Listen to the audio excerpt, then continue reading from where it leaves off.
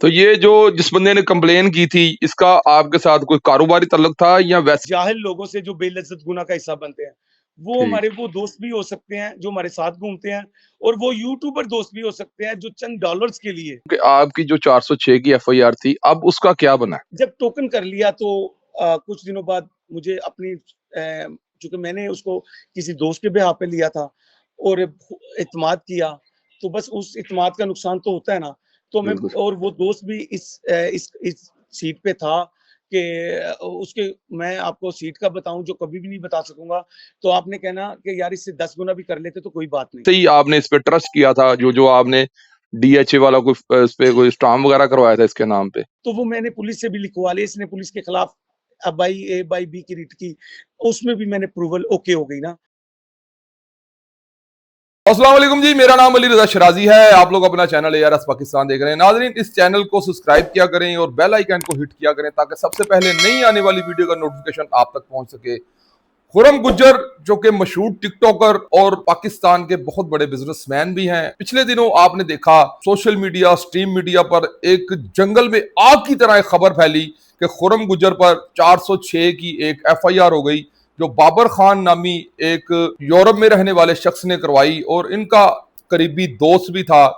और काफी ज्यादा सोशल मीडिया पर और स्ट्रीम मीडिया पर इल्जामों की बारिश चली रही और मैंने इस पर कोई प्रोग्राम इसलिए नहीं किया कि क्योंकि सारा पाकिस्तान क्या पूरी दुनिया जानती है कि मेरा बहुत अच्छा ताल्लुक है खुरम गुज्जर के साथ और वो मेरे सगे भाइयों से भी ज्यादा मुझे अजीज है। और मैंने इस पर प्रोग्राम इसलिए नहीं किया कि मेरी अकल जो थी वो खुरम गुज्जर की शक्ल के बिल्कुल मुतराफे ये जो चीज थी ना, कि किसी के साथ फ्रॉड करना या 406 की FIR, किसी की अमानत में खयानत करना, ये मेरा दिल तस्लीम नहीं कर रहा था। तो इसलिए जो मैंने ना इस पर प्रोग्राम नहीं किया। तो मेरी उसके छोटे भाई हसन से वैसे बात हुई तो उसने कहा भाई सॉल्व होता है तो फिर आपको बताते हैं। आज मुझे पता चला कि खुरम गुज्जर जो कि बाहर आ गए, उनका पर्चे का डिस्चार्जिंग रिपोर्ट बना दी जज साहब ने। तो मैंने कॉल की खुरम गुज्जर के साथ, मेरी क्या बात हुई आप अपनी जरा कानों से सुनिएगा। अस्सलाम वालेकुम खुरम भाई, जी, वालेकुम सलाम। कैसी तबीयत है? ठीक ठाक? जी, अल्लाह सुब्हान तआला का एहसान, अल्हम्दुलिल्लाह। बड़ी मैंने कहा सोशल मीडिया पे खबरें चल रही थी कि खुरम गुज्जर साहब पकड़े गए हैं, फ्रॉड कर दिया 5 लाख यूरो का। ये क्या सीन हुआ है? बेसिकली तो ये जो हमारे मुल्क में वक़्त चल रहा है ना, जी जी। ये शायद बहुत पहले यूरोप में जहालत का टाइम था ना, अच्छा। तो बेलज़्ज़त गुना लोग लेते थे। ये सारी चीज़ें कुल मिला के कुछ चीज़ें हसद हैं, कुछ हम्म। वो चीज़ें हैं जो हम लोग अपनी दौलत को शो करते हैं और जी जी। बाद में हम लोगों की उस हसद का बायस बनते हैं। ठीक। और कोशिश करते हैं कि मेरी तो आदत हमेशा से रही है और है भी और रहेगी भी। हम्म। जो ख़मीर होते हैं वो चेंज नहीं होते। जी जी। तो जो मफ़ादात के लिए होते हैं ना, वो वक़्ती और मौसमी चेंज होते हैं। तो ठीक। मैंने कोशिश किया कि वहाँ पर माँ-बाप का लोगों को अदब बता सकूँ, दोस्तों से मिलने का वाला वो जो मेरे लाहौर की गलियों का अंदरून जो जिसकी पहचान दस्तरख़्वान है, उसी दस्तरख़्वान को मैंने DHA में कोशिश की कि भई वो आम बंदे को उसकी पहचान हो। वो जो दूरियाँ हैं एक नेबर से, वो जी जी। दोस्तों की महफ़िलें वो बरकरार करूँ। तो हम्म। वो मैं इस सारी बात का बुनियादी मकसद ये करने का कि एंड ऑफ द टाइम हमारी अपनी गलतियाँ होती हैं कि हम अपना रिज़्क दिखा के और लोगों से बातें सुनते हैं। उन जाहिल लोगों से जो बेइज्जत गुना का हिस्सा बनते हैं। वो ठीक। हमारे वो दोस्त भी हो सकते हैं जो हमारे साथ घूमते हैं, और वो यूट्यूबर दोस्त भी हो सकते हैं जो चंद डॉलर्स के लिए हम्म। और उसको कोई भी बात है उसकी तस्दीक किए बगैर, और वो मैं किसी किसी एक इंसान को नहीं कह रहा, और मैं किसी से कोई मेरा गिला नहीं है और ना मैं गिला रखता हूँ, इसलिए कि ये तालीम की कमी है, सुनने वालों में भी और सुनाने वालों में भी। ये पीसीओ की तरह हमारा मुल्क है कि एक ने लगाया सबने लगाया। ये खुद हम्म। ही एंकर बन जाते हैं, खुद ही उन यूट्यूब को मतलब के लोगों की हर वो चीज़ कब्र के अंदर इस वक़्त क्या चल रहा है और कब्र के बाहर जो आदम घूम रहा है उसके साथ क्या चल रहा है। और सही। खुदारा उसकी तस्दीक कर लो, अल्लाह पाक की ज़ात से मतलब कि इन चीज़ों की माफ़ी नहीं देते। उनकी ठीक। इबादत की तो देते हैं, मैं चूँकि कुरान पाक को उर्दू में पढ़ा हूँ, यही मेरे माँ ने मुझे सिखाया। तो मैं हम्म। कोशिश करता हूँ कि मैंने उस सोशल मीडिया से लोगों को मुल्क से मोहब्बत और एक हेल्थी लाइफ और उसमें जिम से लेके वो सफ़र जो लोगों की मदद के लिए है, सब वो किया। जब मैंने पता चला कि ये सारा कुछ सोशल मीडिया पे चल रहा है, मुझे 1% भी दुःख नहीं हुआ। उसकी नहीं वजह ये एक्चुअली है खुरम कि जो भाई, सच होता है ना, एफआईआर तो आप पर हुई थी ना, ये 406 की, ये तो। तो एफआईआर का बोला जाए तो वो बेहतर है ना, तो वो पहले उसके लिए तस्दीक की जाती है ना, जी जी, उसको, चूँकि आप सबके ताल्लुक है ना, डेली आप काम करते हो, तो बिल्कुल। आपके ताल्लुक हैं उन इदारों में जहाँ वो कार्रवाई हुई है या जहाँ एफआईआर हुई है। नहीं, तो आप, एफआईआर की कॉपी तो आ गई थी, सबके पास आई थी। लेकिन उसमें ये भी तो है ना कि इन्वेस्टिगेशन वालों से आप पूछते हैं कि हाँ असल हकायक क्या है? क्या हाँ। आपको नहीं पता पाकिस्तानी पुलिस क्या ये इसके पास इक्विपमेंट है कि नहीं है? लेकिन हम्म। इंफॉर्मेशन इनसे ज़्यादा अमेरिका की पुलिस के पास भी नहीं होगी। तो इनको पता होता है कौन चोर है और कौन साध है। एक्चुअली तो बस होता है इसमें ये है ना कि एफआईआर जो होती है वो तो फर्स्ट इन्फॉर्मेशन है। अब मैं ये जानना चाह रहा हूँ कि आपकी जो 406 की एफआईआर थी, अब उसका क्या बना है? मेरा सवाल एक्चुअली ये है। अब वो खारिज हो चुकी है सुबह। अच्छा, वो खारिज हो गई एफआईआर। अच्छा, वो इन्वेस्टिगेशन ने वो पर्चा डिस्चार्ज कर दिया। जी, वो सुबह अल्हम्दुलिल्लाह वो खारिज हो गई है, और ठीक। उसका खारिज होना ही मेरी मज़लूमियत साबित करता है। उसका बिल्कुल सही। खारिज होना ही मेरी सच्चाई साबित करता है। बिल्कुल सही। ये यहाँ ये यही तो कानून है कि अगर आपके ऊपर किसी ने झूठी एफआईआर करवाई है, फर्स्ट इन्फॉर्मेशन हुई है। शिरादी साहब, आप कानून की बात कर रहे हैं, मैं बात कर्म की बात कर रहा हूँ। जी नहीं, वो आप अलग बात है कि आपको आप जो। बहुत सारी मजबूरियाँ होंगी, आपको बहुत सारी ऐसी चीज़ें करनी होगी जी कि जी जिसको लफ्ज़ों के इस्तेमाल का कि आपको मतलब के मसले हैं ना, लेकिन हम्म, आपको एक हकीकत बताता हूँ। जी जी मैं ये समझता हूँ कि आपको कर्म की बात बताऊँ कि अल्लाह जी। की ज़ात का ये कर्म है कि बहुत सारे लोगों के लिए मैं करैक्टर हूँ, और बहुत हम्म सारे लोग प्यार करते हैं, वो पाकिस्तान में या ओवरसीज़। उन हम्म सब की मोहब्बत मेरे लिए शर्मिंदगी थी कि उनका एक वो बंदा जो जिसको वो पसंद करते हैं, हम्म, उसकी ऐसी कंप्लेंट जो मतलब कि हमारे माशरे में इज़्ज़त की जगह नहीं देखी जाती। तो जब बिल्कुल वो सही। ऐसी चीज़ आती है ना, जो बंदा सखी होता है ना, जो हम्म अरबों रुपया लोगों को मतलब कि दोस्ती निभाने के लिए और हम्म अपने उन्हीं गैदरिंग को सेटल करने के लिए लगाता है, जो हम्म इतने करोड़ों के घरों में रहता है, और ना कि वो जब से निकला है कि उसके मतलब कि इतनी मतलब कि अनादरा और डिफरेंट साइड से एजेंसियों को पता है कि जिसकी हम्म, व्हाइट मनी है, जो सही। यूरोप से पैसे लाता है, ना कि पाकिस्तान से उधर लेके जाता है। तो भैया, हम्म वो एक करैक्टर है। यहाँ पर ये चीज़ मैं बताना चाहूँगा कि अब यहाँ पर ये जो मेरे जिन साहब ने किया था, ये यार, ये वो नेकी है जिसके साथ भी किया है, टू बी ऑनेस्टली यार, एग्जाम्पल ही हुई है, कोई ना कोई फिट की है, उसने तकलीफ दी है, लेकिन मुझे हम्म। उससे फ़र्क नहीं पड़ता। ये ज़िंदगी है, इसको इससे ही चलना है और इसी तरह चलेगी। इंसानों की तरह जीना चाहिए और अल्लाह पे भरोसा रखना चाहिए। तो ये जो जिस बंदे ने कंप्लेन की थी, इसका आपके साथ कोई कारोबारी ताल्लुक था या वैसे ही आपने इस पे ट्रस्ट किया था, जो जो आपने डीएचए वाला कोई इस पे कोई स्टाम्प वगैरह करवाया था इसके नाम पे? नहीं, नहीं, डीएचए वाला नहीं, शायद वो देखिए ना, बात नहीं आपको असल में किसी को भी पता। जी जी। किसी के पास कमीज़ रह गई है और किसी के पास शलवार रह गई है। हाँ हाँ। अभी इकट्ठे कर देते हैं ना इसको। जी जी, अब बिल्कुल। ये हुआ इसीलिए कि ये आपसे बात की है ना। बाबर खान साहब हैं, ये मेरा सगा भाइयों से अज़ीज़ है। ठीक है। आज भी है, चूँकि टाइम बहुत अच्छा गुज़रा है ना, बिल्कुल तो ऐसे सही। कैसे हो सकता है आपने जिससे प्यार किया उससे नफ़रत हो? ये इसका बेशक। मतलब वो प्यार जो मतलबी था, इसलिए नफ़रत हो गई। ठीक। लेकिन ये है कि मैंने इतना प्यार किया कि मैंने हाथों के लुक़मे से ना उनको खाना भी खिलाया। एक दफ़ा नहीं, वेरी गुड। दसों दफ़ा। और गुड। मेरी सोशल मीडिया के साथ उनके साथ जो एक्टिविटी है, और जो-जो लोग वो सुनेंगे जिन्होंने हमारे साथ टाइम गुज़ारा है, वो घर बैठे उनके दिल मेरी इस बातों की गवाही देंगे, वो सभी में गैदरिंग में। उसको ठीक। सगा भाई बनाया, लेकिन ये कमबख्त पैसा एक ऐसी बुरी चीज़ है, जिसके बगैर रहा भी नहीं जाता, और इसके होने से दोस्त दूर हो जाते हैं। बस ठीक। उसके मैं एक प्रॉपर्टी थी, तो मेरे ऊपर एक केस बना हुआ था एंटी करप्शन में। जी जी। तो उस एंटी करप्शन के दौर में मैंने वो प्रॉपर्टी बाय की। अब हम्म। मैं पाकिस्तानी कल्चर के मुताबिक सीधी करने लगा हूँ, साफ करने लगा हूँ। जी और जी। इसलिए कि मुझे सच्चाई से मोहब्बत है, मुझे टेंशन नहीं है, नो बिल्कुल सही। प्रॉब्लम। ठीक। तो मैंने उसे कहा कि यार एंटी करप्शन वाली आगे मतलब वहाँ पर लोग जेलसी जिसने गेम की है, चल इसको प्रॉपर्टी को अपने नाम ना करवा। तो मेरा दोस्त आया हुआ और इसके नाम इसलिए करवा दी कि मैंने मतलब कि कितना मुझे अजीज होगा। तो बिल्कुल 2 सही। प्रॉपर्टियाँ इसके नाम कर दी, 1 भी नहीं की, 2 कर दी। Very good. और 2 करने के बाद आप भी उसको जानते हैं जिसका नाम आसिफ जट है, मेरे साथ होता है। बिल्कुल तो सही। उन लोगों ने मतलब ये सभी उस इनको ज़ुबानी याद है ये सारे कृश्मात। तो ठीक। ये मैंने वो जो हाथों से की वो दाँतों से तो खोलूँगा ना, हम्म। लेकिन मज़ा खूब आ रहा है ना, वो सीख जो स्कूल में है फ़ीस देते हैं, और जब आप प्रैक्टिकल होते हैं, तो आपको एहसास और मोहब्बत, आपको बहुत सारी चीज़ें आपको देनी पड़ती है। ठीक। और वो उसका पैसा मैटर नहीं करता उसके सामने, लेकिन बहुत हर्ट होता है। वो इनके इनके नाम करवा दिया और ये मैं वापस आया 3-4 दिन बाद, 10 दिन बाद रजिस्ट्री आ गई और ये मेरे पास ही इधर कोविड के बाद पहले इंसान थे जो 7 के में कंटिन्यू उस छत में सोए। नहीं तो यहाँ सोना मैंने अलाउ इसलिए नहीं रखा कि यार एक मतलब कि बुरा किसी को बाद में रोक नहीं सकूंगा।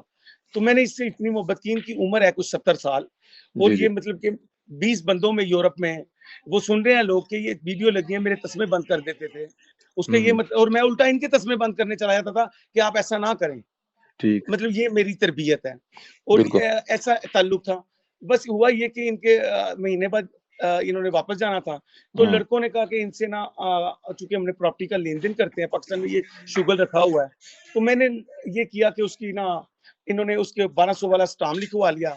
इन सबको पता भी नहीं है ये प्रॉपर्टी किससे खरीदी है, इसकी रजिस्ट्री किस स्टाम्प फरोश ने करवाई है, क्या वो ठीक। जो बेचने वाले हैं उनका नाम भी इनको याद है, इनको प्लॉट की लोकेशन का भी नहीं पता। तो ये अच्छा। इन साहब ने ये किया कि बैफर्ज निकाल के, स्टाम्प निकाल के और चले गए। जब ये चले गए और मोहब्बत ऐसी थी कि वो खा भी जाता तो कोई मसला नहीं था, इससे ज्यादा खा जाता तो कोई मसला नहीं। कुछ चीजें ना जिद में आ जाती हैं और जिद अगर हक पे हो ना, तो अगर आप उसकी एग्जाम्पल नहीं बनाते ना, तो आप मुनाफिक हो या आप सही। बुज़दिल हो। ये दोनों ठीक। चीजें हो सकते हो। तो अगर आपने माशरे को स्टेबल रखना है ना, तो आपको वो छोटी-छोटी चीजें, फूल छोटे-छोटे खिलते हैं तो बाग बनता है। तो भैया मैंने ये किया कि मैंने उसे जब वो जगह थी, वो हो गई 20 करोड़ रुपए की। वो सही। मैंने सस्ती ली थी, कुछ 7 करोड़ रुपए की के कितने की। तो एक एक दूसरी थी जो मैंने उसके बाद कोई 2-3 माह बाद ना सेल कर दी और बाबर खान को दोबारा वापस आया तो उससे रजिस्ट्री का टाइम जब उसका शेड्यूल था, उस शेड्यूल के मुताबिक अगली पार्टी से टाइम रख लिया और टिकट इसको भेज दी और आके, और नाम ही मैं भेजता, वो टिकट का भूखा नहीं था। मैं सही। उसकी कोई ऐसी चीज़ नहीं बताऊँगा और ना कहूँगा जो उसमें नहीं थी। बिल्कुल तो सही। ये वादा रहा मेरा। तो जी, जी। लेकिन वो बंदा आ गया और उसने वो सारा काम किया, वो रजिस्ट्री ट्रांसफर कर दी।